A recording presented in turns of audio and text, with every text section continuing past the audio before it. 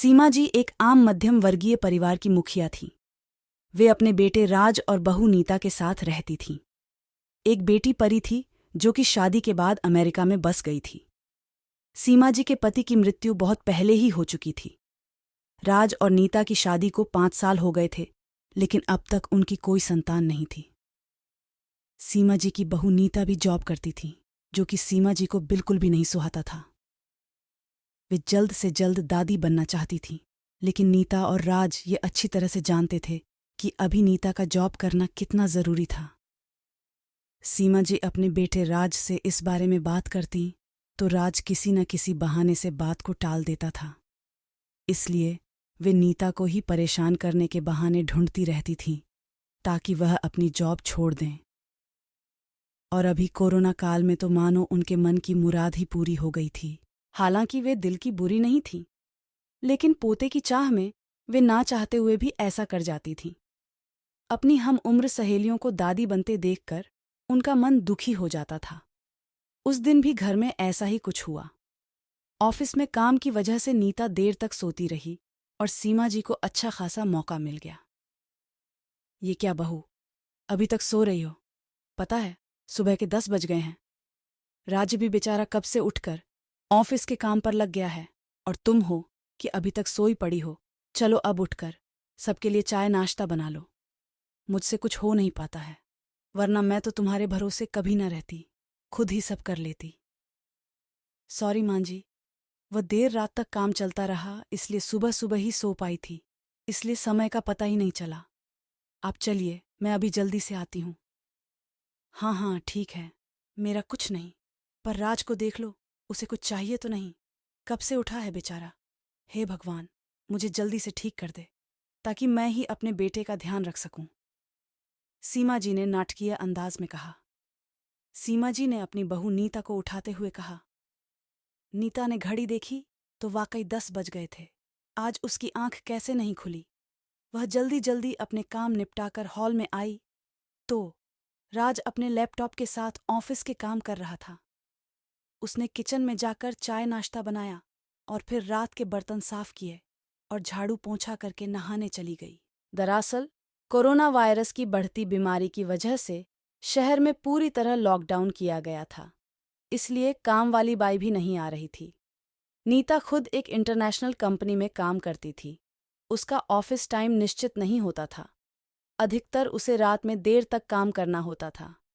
कल भी उसका काम देर तक चलता रहा, इसलिए वह देर तक सोती रही। नीता नहाकर आई तो देखा कि उसकी सास अपने कमरे में अपनी सहेली से फोन पर बात कर रही थी। बातचीत में अपना नाम सुनकर नीता सास की बात सुनने लगी। अरे विद्या, तुम भी अपनी बहू को ज्यादा सर पर मत बैठाओ। बहू को ज्यादा उड़ने दोगी तो कल को अपनी नौकरी के चक्कर में वह तुम्हें ही घर की नौकरानी बनाकर छोड़ेगी। मैं तो भाई शुरू से ही नीता के नौकरी करने के खिलाफ थी। अब करे नौकरी शौक से, पर साथ साथ घर के काम भी करें। मैं तो बदन दर्द का बहाना बनाकर बैठ जाती हूँ, नहीं तो सारे काम का बोझ मेरे सिर पर आ गिरता। मैं कोई मुफ्त की नौकरानी थोड़े ही हूँ। मैं तो कहती हूँ तुम भी यही किया करो। सास की बात सुनकर नीता की आंखों में आंसू आ गए।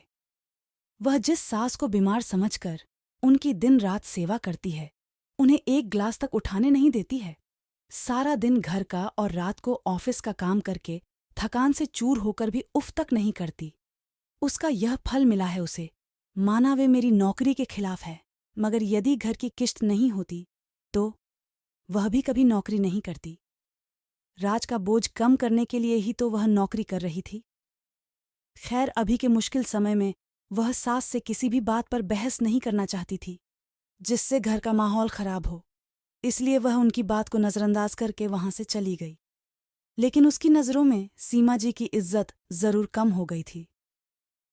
दूसरे दिन सुबह सुबह सीमा जी की बेटी परी का अमेरिका से फोन आ गया। परी की सास उसके पास अमेरिका आई हुई थी। आदत के अनुसार सीमा जी ने जैसे ही परी की सास की बुराई करनी चाही, वैसे ही परी ने उन्हें डांट दिया। माँ, आप बिल्कुल भी माँ जी के बारे में अनाप शनाप नहीं बोलेगी। पता है, आपके चक्कर में आकर मैंने उनके साथ कितना बुरा व्यवहार किया था, लेकिन आज मुझे उनकी कीमत पता चल गई है। तुम तो उनके यहाँ पर आने के कितने खिलाफ थी, मगर आज अगर वे यहाँ नहीं होती ना माँ, तो ना जाने हमारा क्या हाल होता। तुम्हें तो पता ही है कि मेरा नौकरी करना कितना ज़रूरी है। कोरोना ने यहाँ भी ऐसा कह ढाया है कि घर से ही सब करना पड़ रहा है। स्वीटू का बेबी केयर सेंटर भी बंद है। मैं और वरुण फुल टाइम बिजी रहते हैं। ऐसे में मां जी ने अकेले ही स्वीटू के साथ साथ पूरे घर का सारा काम संभाला हुआ है। मुझे कुछ भी नहीं करने देती है। अगर वे नहीं होती तो मां हमारा क्या होता, ये सोचकर ही रोंगटे खड़े हो जाते हैं। सच में मां वे कोई साधारण महिला नहीं है, बल्कि मेरे लिए तो देवी के समान है। मेरे इतना अपमान करने के बावजूद। और परी रोने लगी। उसने फोन कट कर दिया। परी की बात सुनकर सीमा जी की भी आंखें भर आईं। उन्हें अपनी भूल का एहसास हो गया था। नीता तो वाकई उनका कितना ख्याल रखती है। उनकी कड़वी से कड़वी बात का भी बुरा नहीं मानती है, उल्टे जवाब भी नहीं देती है। वाकई अब भी का समय तो एक दूसरे को हौसला देने का है, सारे गिले शिकवे भुलाकर एक दूसरे की मदद करने का है। तो फिर वे स्वार्थ में कैसे अंधी हो गई थी, इतना कैसे गिर गई थी कि ऐसे मुश्किल समय में अपने ही परिवार की सहायता नहीं कर सकती। उन्होंने उसी समय नीता को बुलाकर उसके सिर पर प्यार से हाथ फेरते हुए कहा, नीता, आज से घर के कामों की आधी जिम्मेदारी मेरी रहेगी। मैंने आज तक तुम्हें जो भी कहा और किया उसके लिए सॉरी। चलो अब तुम जाकर आराम करो, खाना मैं बना लूंगी। इधर सास का बदला हुआ रूप देखकर नीता की भी आंखों में खुशी के आंसू आ गए और अपनी सास के प्रति उसके मन में फिर से पहले वाला सम्मान वापस आ गया था। शायद हमारे जीवन में मुश्किल समय आता ही इसीलिए है कि हमें एक दूसरे की अहमियत पता चले। अपनी गलतियों का एहसास होने और आगे बढ़कर माफी मांगने से वाकई इंसान छोटा नहीं बल्कि बहुत बड़ा हो जाता है, सीमा जी की तरह। अगर आपको कहानी अच्छी लगी हो तो लाइक ज़रूर करें। ऐसी ही कहानियों के लिए चैनल को सब्सक्राइब करें।